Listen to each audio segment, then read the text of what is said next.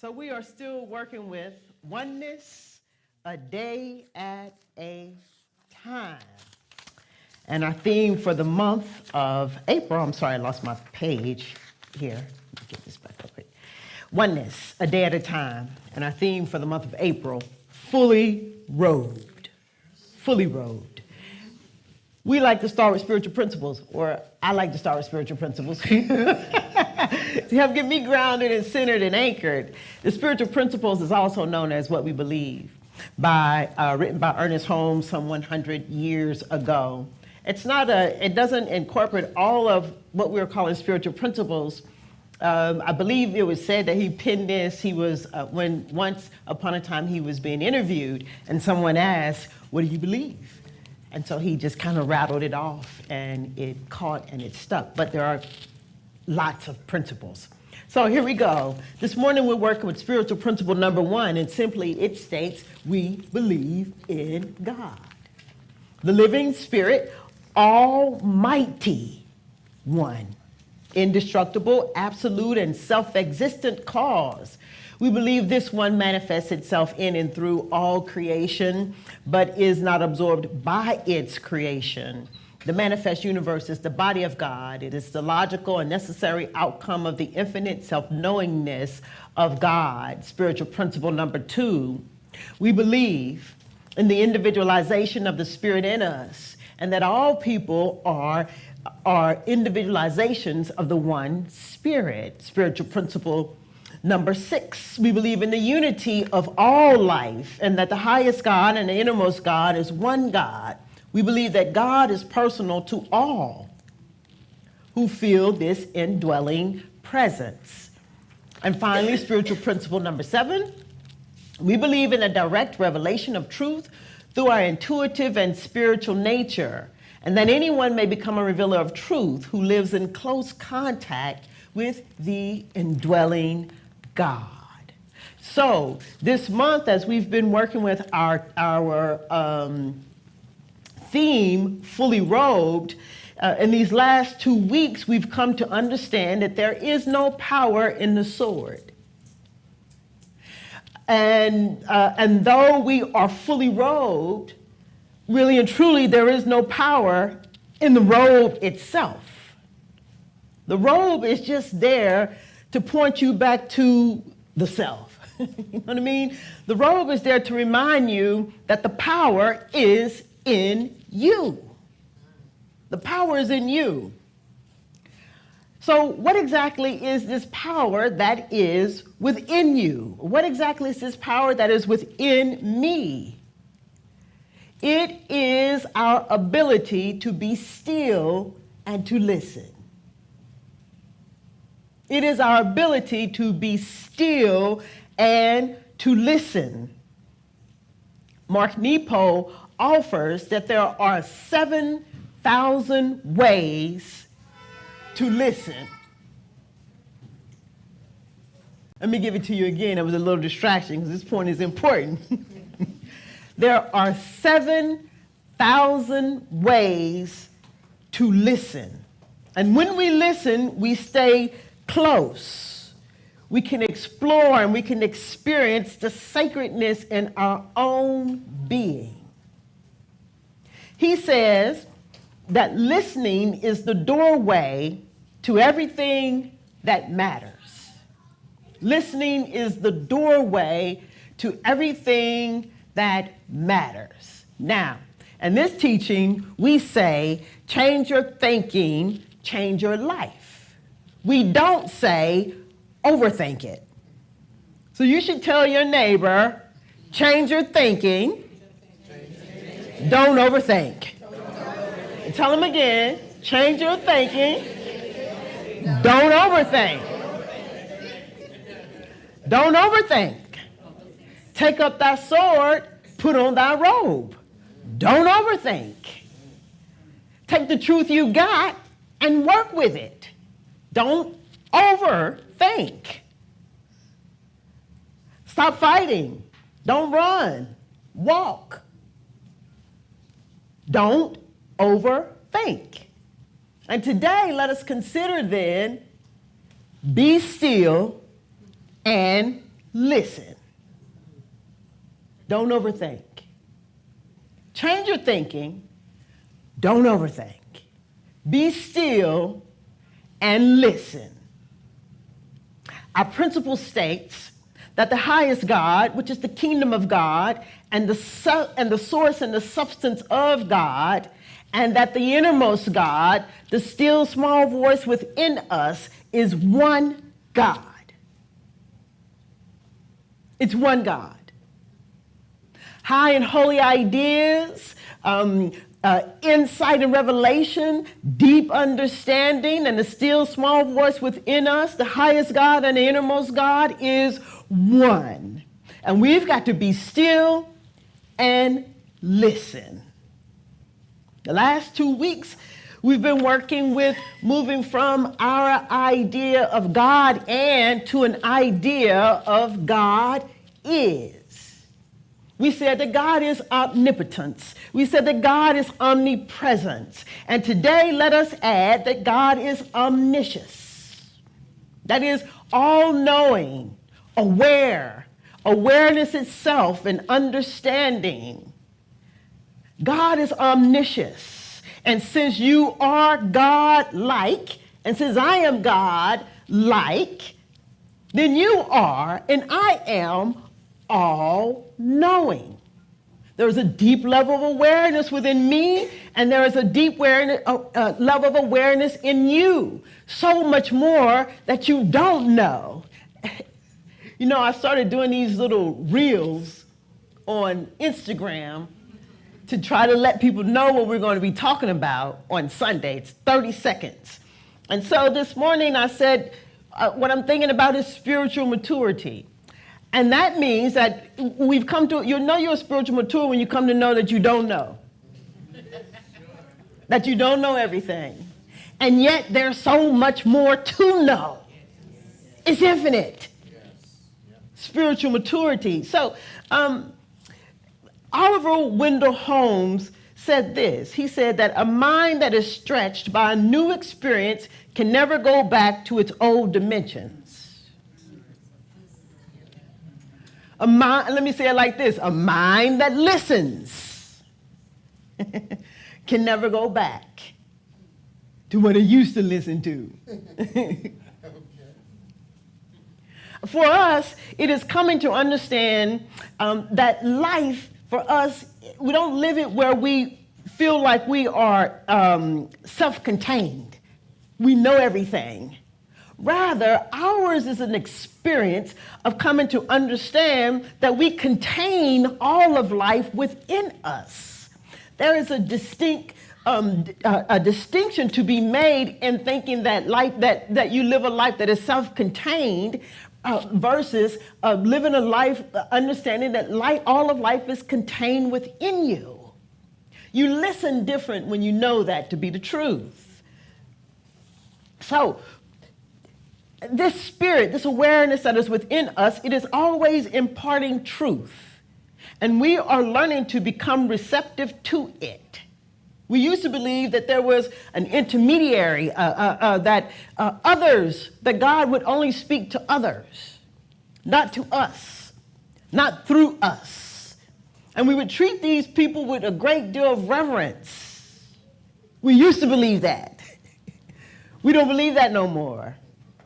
Now you know that there are 7,000 ways to listen. And when you make up your mind to receive the truth, it will speak. When you make up your mind to hear the truth, it will show you its way. And here's where the rubber meets the road, because each of us have got to make up our mind. Each of us have got to make up our mind to receive it. Tell your neighbor, make up your mind. And tell another neighbor, make up your mind. Because when you make up your mind, then what that means is you've got to make time. You've got to make time to practice. You've got to make time to be still. You've got to make time to listen. You've got to make time to quiet the inside talk, the inside chatter down. Not only do you have to make time for it, you have to make room for it. You have to make room for it. You have to be willing to let go of the old so that you can hold something new. You have to be willing to let go of the doubt. You have to be willing to let go of the fear. You have to be willing to let go of the worry. You got to be willing to let go, and to let it. When you make up your mind, this is what it means. I should probably add in right here. This would be a good opportunity to remind you of the importance of taking classes. The importance of being a part of a book study. See, Sunday mornings, it can't get you what it is that you are seeking. It won't ever get you that. It'll point you to the way. But then you've got to make up your mind to meditate and contemplate and to pray, to journal, to vision, to meditate, to contemplate, to pray, to vision, to journal. To meditate, to contemplate, to pray, to vision, to journal, to meditate, contemplate, to pray, vision, journal. Y'all with me? To meditate, to contemplate, pray, to vision, to journal. You got to take a class. You just do. You got to be a part of a book study. It's not an option. You do. You got to make up your mind. That's what making up your mind means. It doesn't mean coming here on Sunday. It doesn't. I'm being honest. Joel Goldsmith says that the spirit, it does not shout above the noise. And that's why you've got to take classes. That's why you've got to be in contemplation. That's why you've got to be in meditation.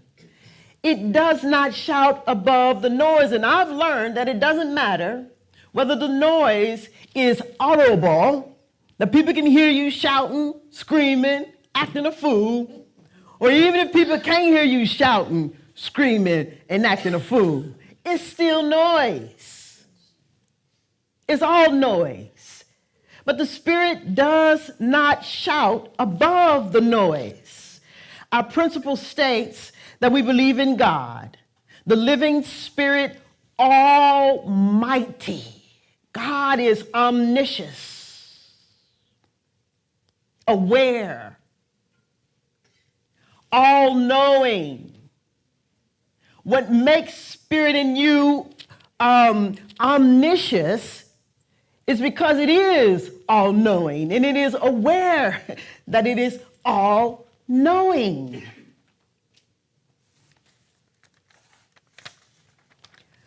We said that we believe that this one manifests itself in and through all creation, and yet it is not absorbed by its creation. In other words, we are free to experience discord and other conditions in our life. The Spirit does not infringe upon us.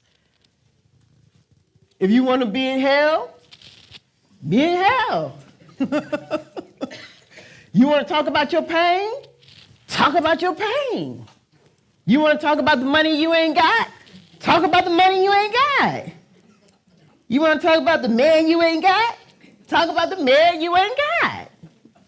It doesn't infringe upon us. We're free to experience these kind of conditions that might lead us to think that we are alone and in this world by ourselves. Might leave us in our humanness, thinking that we are self-contained, forgetting that all of life is contained within us. So we fight these fists when it's things that we don't like, to try to change it, instead of getting still and listening. So not only do we have to listen, we have to invite the Spirit in. Not only do you have to listen, you have to invite it in. Ernest Holmes says that the Spirit can only do for us what it can do through us. And in his book, The Science of Mind, on page 141, he says this. He says that the law of life is a law of thought, an activity of consciousness. The power flows through us. That's the first time he said it in one paragraph. The Spirit can do for us only what it can do through us. 2 times he said it. Unless we are able to provide the consciousness, it cannot make the gift. The power behind all things is without limit. The power behind all things is without limit, but in working for us, it must work through us. Realizing then that while the power is limitless, it must become operative through our own thought. We shall see that what we need is not some greater power, but a greater consciousness, a deeper realization of life, a more sublime concept of being, a more intimate concept of an already indwelling God who is personal to us by virtue of being personified through us. It has no limits. It is omniscience. But you and I will never come to know it until we invite it in. In the Bible, it is said, behold, I stand at the door and knock. It is the Spirit in you that is standing at the door of your own consciousness and knocking. Right? Let me in, let me in. And some of y'all not by the hair of my chinny chin chin. You know what I'm saying? I stand at the door and knock. And some of you, no way. So, it is the inviting in of the Spirit that doeth the work. It is the inviting in of the Spirit that quietens down the noise. But until you invite it in, there will be no quietening down of the noise. Invite it in so that you can listen. Mark Nepo said that everything that matters is found on the other side of the noise. Everything that matters is found on the other side of the noise. See, in treatment, in prayer, one thing that's fundamental is that you have to listen. Listening is a part of the treatment. If you just pray and give it to God and don't take time to listen, you might as well not pray. It's that important. It is a part of the treatment. I was thinking about when we were out looking for a new building. So we came to this building, and it didn't look like this our first visits. As a matter of fact, where that first bathroom is, there was a wall that went straight across. And the committee, we were talking about how the space could work. And we went back and forth, and we had decided, oh, well, we could get creative, and the children could do this, and we could do that, and oh, we can make it work. And then one day, I got still. I got quiet, and I listened. And the divine spirit in my spirit spoke. I heard, I listened. This is not going to work for us. We don't have any place for our children. I can't see it. This is not going to work. I called Betty, who is the board president and a part of the committee. I said, Betty, it's not going to work. We need to keep looking. We need space for our children. Less than 24 hours, the owner calls and says, hey, how about 800 more square feet? How about it? Where?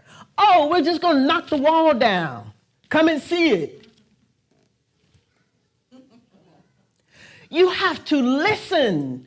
Listening is a part of the treatment. It's a part of the prayer. You can't separate listening out from the treatment. Some of us think that our prayers and our treatments haven't been answered. No, it's not that the treatment and the prayer hasn't been answered. You just haven't got still and you just haven't listened.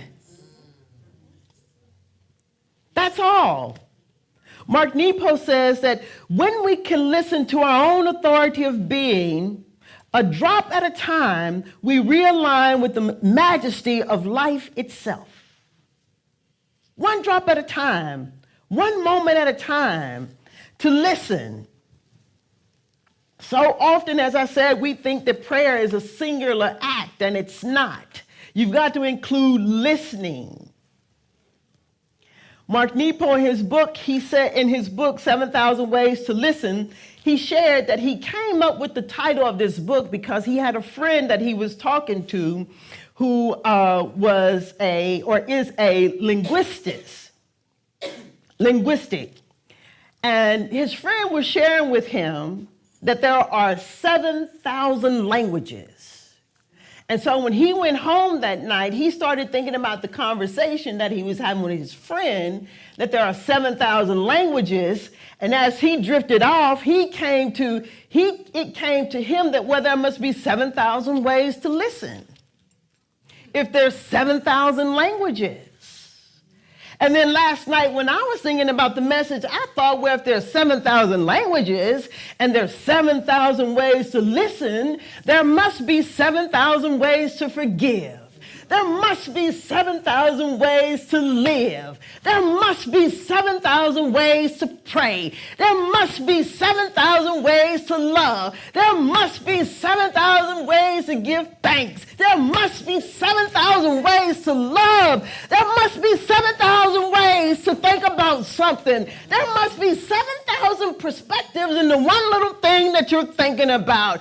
There must be 7,000 ways to love. There must be 7,000 ways to forgive. There must be 7,000 ways to get. There must be 7,000 ways to give. There must be 7,000 ways to pray. There must be 7,000 ways to dance. There must be 7,000 ways to shout. There must be 7,000 ways to listen. There must be 7,000 ways to forgive. It must be. It must be. It must be. When we can get still and listen, the enormity of it all comes back into God is omniscient. And all that he knows, I know. All that he knows, I know.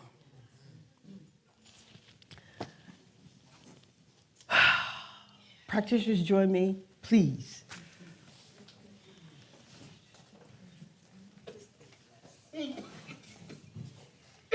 As we take a moment simply to further anchor the word, as we move into prayer, let us just come together knowing truly there is one life.